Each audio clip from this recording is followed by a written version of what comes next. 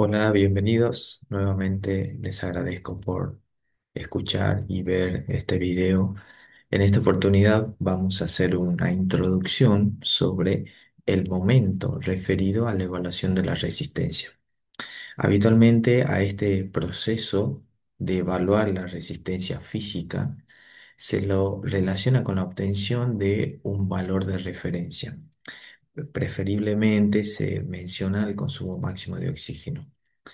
Conceptualmente, este consumo máximo de oxígeno se lo entiende como la capacidad y la posibilidad que tiene nuestro organismo de tomar el oxígeno que está presente en el aire atmosférico, transportarlo y utilizarlo en definitiva por las células que necesitan para su función.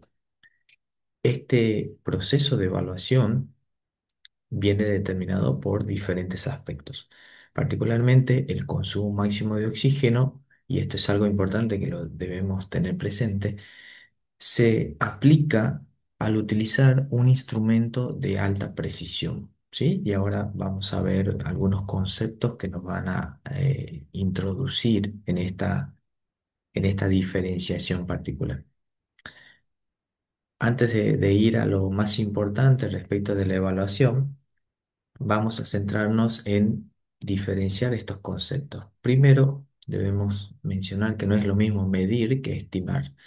En el primer caso, nosotros necesitamos una herramienta de medición que tenga un bajo error, es decir, que tenga un nivel de precisión muy importante. Y en el caso específico del consumo máximo de oxígeno, hablamos de un analizador de gases. Este analizador de gases seguramente todos conocen, existen distintos modelos, distintas maneras de cómo acceder a esta evaluación, es decir, los protocolos, y a su vez distintas posibilidades de cómo se obtienen esos resultados. Pero hay algo en común de todos ellos, es que los niveles de precisión son prácticamente elevados, es decir, la información que nosotros obtenemos es muy confiable. Y en el segundo caso, cuando hablamos de estimar, estamos haciendo referencia a que vamos a aplicar una manera de evaluar la capacidad de resistencia a través de ya sea una prueba de campo o una prueba en laboratorio, pero para intentar llegar a ese valor de referencia que nosotros necesitamos, lo vamos a hacer a través de una o varias fórmulas que fueron creadas para ese objetivo. Sin embargo, todas las fórmulas que son creadas fuera de la utilización de un instrumento de medición van a tener un error estándar de medición.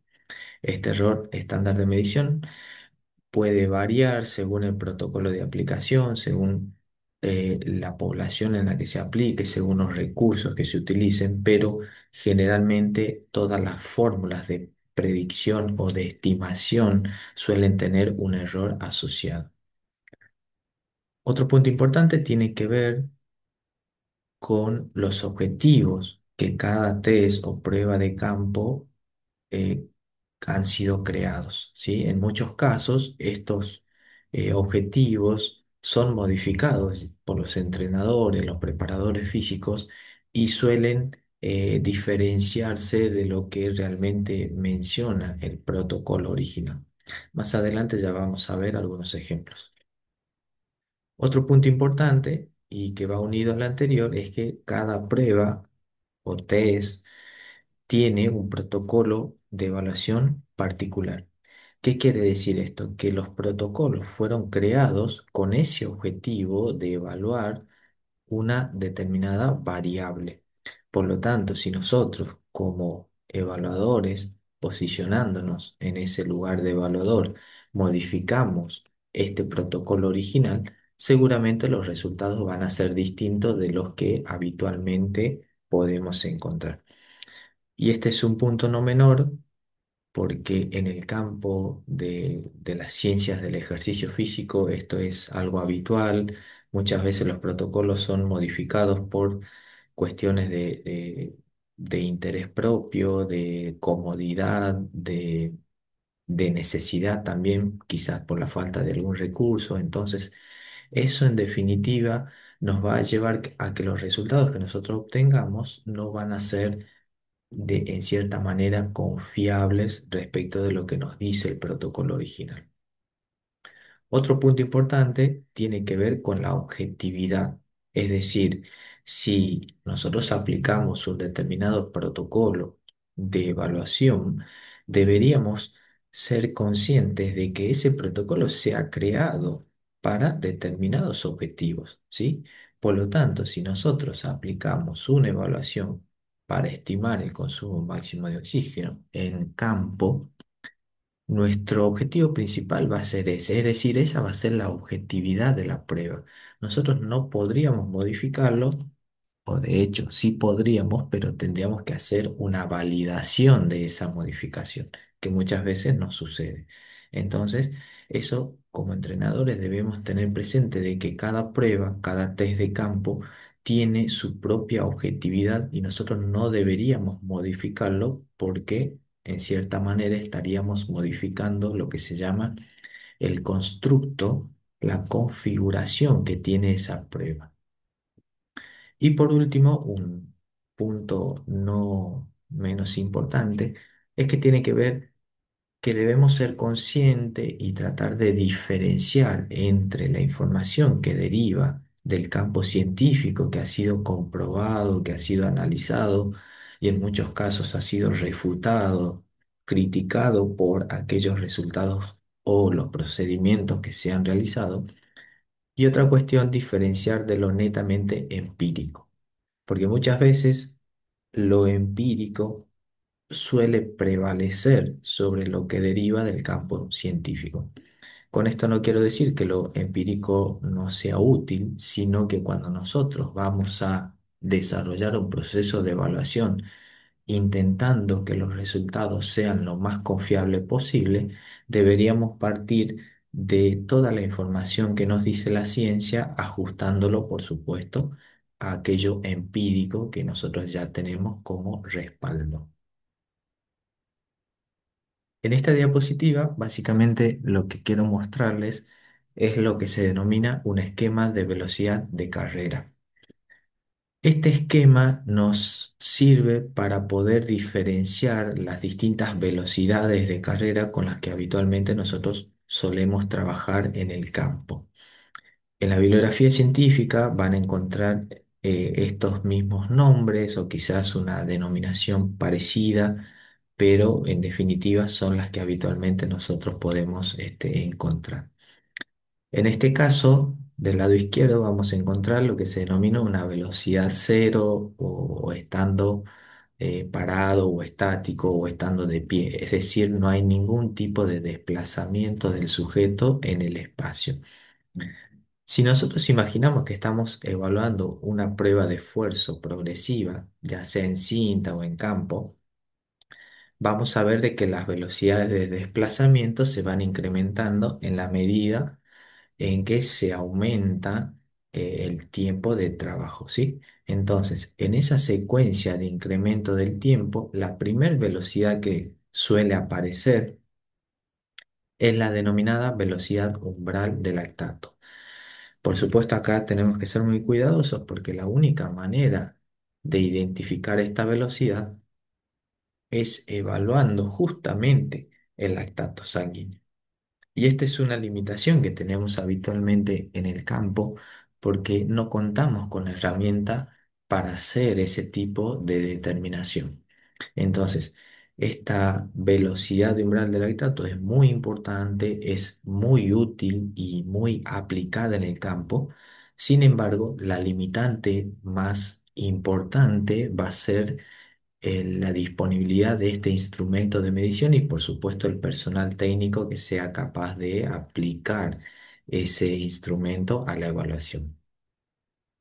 Luego, la siguiente velocidad, imaginándonos que esto es una prueba de esfuerzo progresiva, como les mencionaba, aparece lo que se denomina velocidad aeróbica máxima, también llamada VAM. Esta velocidad aeróbica máxima lo que nos está marcando justamente es que hasta este punto nuestro sistema cardiovascular, recibiendo un aporte energético específicamente desde eh, vías aeróbicas está llegando a su máxima posibilidad. Es decir, toda la maquinaria aeróbica está trabajando en sus máximas posibilidades y por lo tanto esa velocidad la vamos a obtener como una referencia. Fíjense que desde este punto, desde la VAM hacia adelante, existe otra posibilidad de seguir incrementando la velocidad de desplazamiento. En última instancia aparece lo que se denomina la velocidad máxima de carrera o también llamado sprint. Esta velocidad máxima de carrera lo que nos dice es que sería el límite biomecánico, fisiológico, bioenergético que tienen los sujetos para desplazarse en un espacio determinado. Es decir, más allá de esta velocidad de sprint, no podría hacerlo sino con diferentes medios o recursos que favorezcan ese desplazamiento. Pero de manera natural, podríamos llamarlo, esta sería su velocidad máxima de desplazamiento. Y fíjense que entre la velocidad aeróbica máxima y la velocidad máxima de sprint suele haber un espacio determinado. Por supuesto que este gráfico es a modo de ilustración estándar, podríamos decir, porque en muchos sujetos esta velocidad máxima de sprint está más ubicado hacia la izquierda y en otros la velocidad aeróbica máxima está ubicado más hacia la derecha, por lo tanto la velocidad de umbral también se mueve hacia la derecha. Entonces, esto puede ser muy variable dependiendo de las condiciones de cada sujeto. Pero lo que pretendo mencionarles acá es que estas diferentes velocidades son las que habitualmente nosotros utilizamos como referencia. ¿Referencia para qué? Y ya vamos a ver en las siguientes diapositivas que es básicamente la utilidad que nosotros le daríamos a estas distintas velocidades. Y fíjense que acá, lo puse a propósito con este color. Habitualmente se menciona de que esta velocidad máxima de sprint o la velocidad máxima de carrera suele tener una velocidad bastante elevada, ¿sí? Por supuesto que esto varía dependiendo el nivel de rendimiento que tenga el sujeto, las condiciones de entrenamiento, de nutrición, de descanso y todos los factores que pueden influir. Pero es importante que nosotros sepamos diferenciar lo que es una velocidad máxima de sprint respecto de una velocidad aeróbica máxima y respecto de una velocidad de umbral de lactato. A modo de ejemplo, acá yo les puse de que habitualmente cuando se evalúa la velocidad aeróbica máxima en los deportistas que suelen desempeñarse en los llamados deportes cíclicos, suelen tener una velocidad aeróbica máxima por encima o mayor que los deportes acíclicos. Y la cuestión, o quizás los factores más importantes, es que habitualmente estos deportistas suelen exigirse en el máximo del sistema aeróbico o muy cercano al máximo, es decir, estarían trabajando casi siempre sobre esta zona de entrenamiento. Por supuesto que ahí va a variar según la disciplina deportiva, es decir, la distancia que recorran estos deportistas. Es por eso que esta VAM suele estar generalmente, no digo siempre, pero generalmente suele estar por encima que la VAM que tienen los deportistas de deportes acíclicos. ¿Y por qué esta diferencia? Porque estos deportistas de características acíclicas tienen una alternancia permanente de velocidades, es decir, que pueden realizar velocidad máxima de carrera, pueden estar trabajando a velocidad eh, relacionado con la velocidad máxima aeróbica, en velocidad umbral de lactato o incluso por debajo, es decir, hay toda una alternancia de velocidades y no se centra únicamente en un espacio definido como sí suele pasar en los deportistas de características cíclicas.